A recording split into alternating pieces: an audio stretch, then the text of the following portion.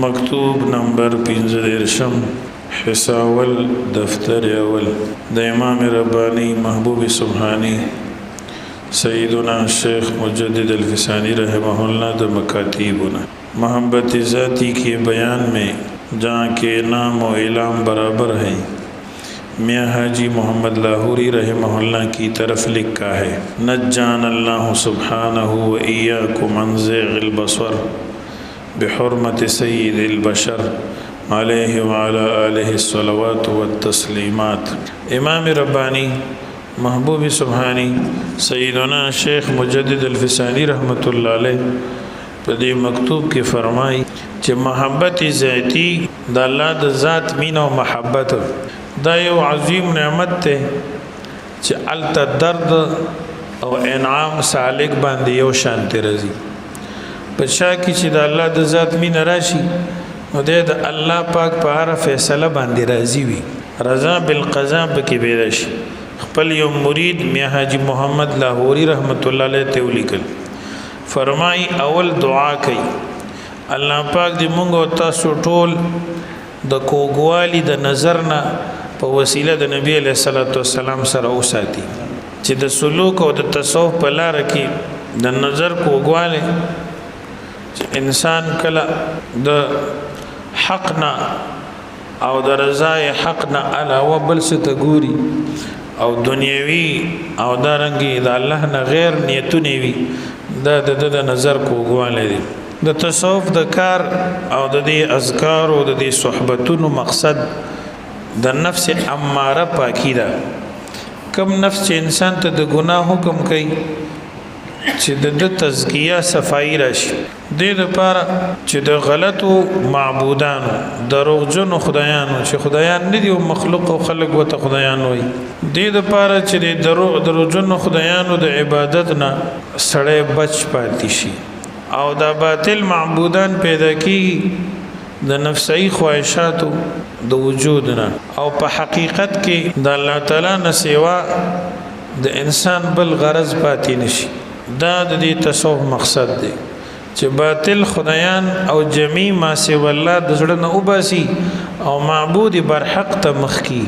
په حال او په قال کې او په هر وخت کې د توجه الله ته او دنیوي او دینی مقصدونو کې ټول کې د الله رضا وي او د دین علاوه یو شی هم د مقصد نه وي دینی مقصد اگر چې نیک وي لیکن دا د ابرار کار دی مقربین د الله پاک نه علاوه بل ست توجه ګناه غني او د الله پاک نه علاوه او د الله د رضا نه او د الله د محبت ذاتی حاصلولو نه بغیر یو مقصد هم پړه کې نه ساتي او دا دولت چې کله سړی فنا ته ورسیږي فنا نفسي او نفس تزکیه وشي نو دغه شانتي فنا نرستو او محبت ذاتی ثابت هدولنا پیدا کېدو نرستو حاصلي نه خداوی چې سالک باندې انعام او دردونه یو شانتی وي په تکلیفونو کې د هغه خوان محسوسيږي کوم چې په انعاماتو کې محسوسيږي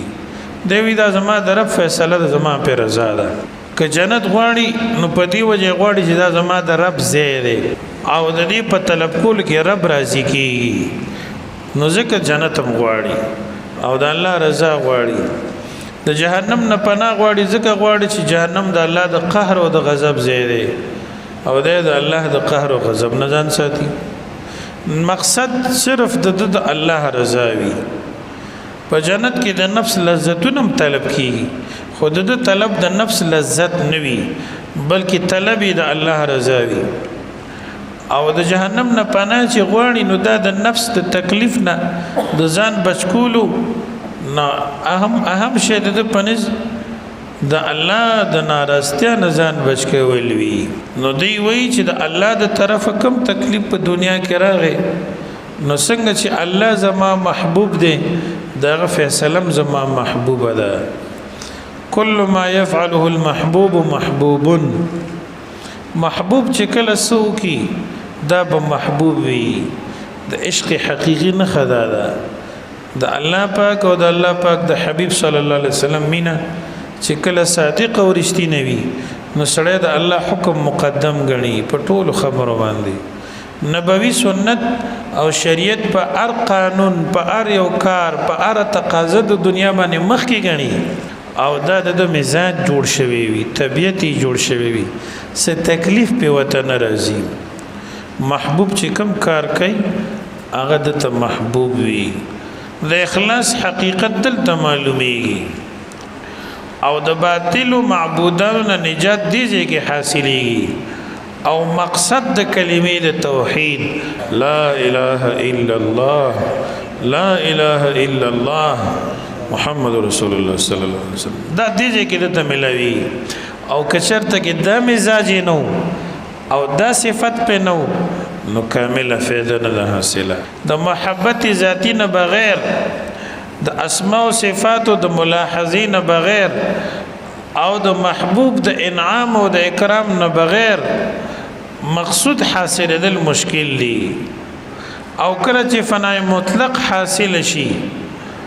نو دا ټول باطل شیزونه اوس وزي او محبت حقيقي حاصل شي وای عشق هغه شغله ده چې کله راشي نو ما سیوا د معشوق نه ټول اوس وزي او د الله په تور باندې د الله نه علاوه ټول ارس ختم کا دین رست بیا ګوره چې سب باقی پاتې کیږي الله باقی کیږي الله باقی ذات ته لا اله الا الله نو الله باقی دی ټول ارس فنا دی مرحبا ای زما عشق حقیقی تا د پاره مرحبا دیو جن په حدیث کې دعا راغلی ده رسول الله صلی الله علیه وسلم موږ تاسو ته دا تعلیم راکړي چې تاسو د الله پاک نه محبت ذاتی غواړئ د الله د ذات مینا غواړئ د الله پاک د ذات مینا بسنګ راشي نو یو بد الله نه سوال کې چې الله ستا سره مینا پیدا کړي ستا سره می حقيقي محبت نصیب کړي او بل دا چې د رسول الله صلی الله علیه وسلم کامل سنت به اختیار کړي کامل سنت د نبی علیہ السلام مینا دا د الله مینا ده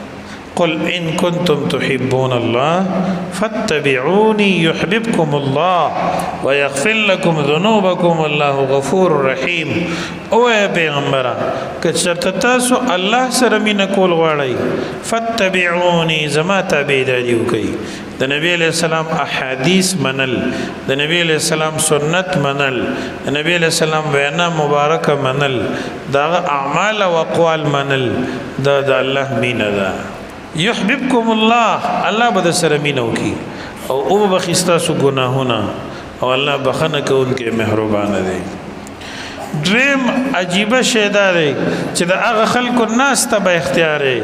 کوم چې د الله سره مینه لري او دا غي سره به مینم کې نو دې سره به د الله محبت حاصل شي ستا چې سپکار وي نو دکان ته ځي او هغه مارکیټ ته او هغه بازار ته ځي او هغه شی ته ملاوي د الله محبت د الله والو سره وي الله الله الله الله کون کو سره د الله مینوي ځکه خدای الله د نوم شوق پکې وي د الله د نوم تبلیغ پکې وي د الله د ذکر نشر پکې وي رسول الله صلی الله علیه وسلم تعلیم فرمای اللهم ارزقني حبك وحب من يحبك وحب عملي يقربني الى حبك اللهم اجعل حبك احب الاشياء لي ومن الماء البارد يا الله استامين من نصيبك او دا هغه خلق سره مين نصیب کی د چا چې تا سره مين ده او یا الله هغه عمل سره مين نصیب کی کم می چستا محبت ته نزدیک کی خدای استامین ماته د ار یو شینا زیات خوخه وګڼي حتی چې په سخت تند کی د یخوبون مم زیاته مين استاد محبت او مين سره پیدا کی الله پاک دې متاسو کی د الله محبت ذاتی پیدا کی سبحانك اللهم ربنا وبحمدك اشهد ان لا اله الا انت استغفرك